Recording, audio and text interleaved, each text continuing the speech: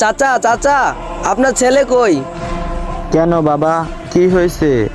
তেমন কিছু না, আমার বিশ্ববিদ্যালয় ভাই বোনরা কোটা নিয়ে আন্দোলন করতেছে, তাদের পাশে দাঁড়াতে হবে। চাচা, শুধু আপনার ছেলে নয়, আমাদের গ্রাম থেকে অনেক ছেলে যাবে আন্দোলন করতে। না বাবা, আমার ছেলেকে আন্দোলনে যেতে দেওয়া যাবে না। আন্দোলনে গেলে যদিও মারা যায়, তুমি যাও।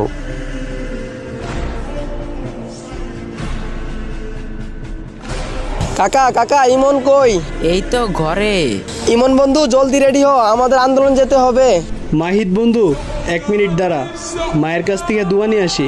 কই যাস? এক পাও ঘর থেকে বের হতে পারবি না। আমি চাই না আমার ছেলে আন্দোলনে গিয়ে মারা যাক। তুমি যাও বাবা, আমার ছেলেকে ডাকিও না। দুই বন্ধুদের বাড়িতে গেলাম, কিন্তু তাদের বাবা আসতে দিল না কেন? আমার প্রশ্ন ওইসব বাবাদের জন্য যারা ভাবতেছেন আমার ছেলে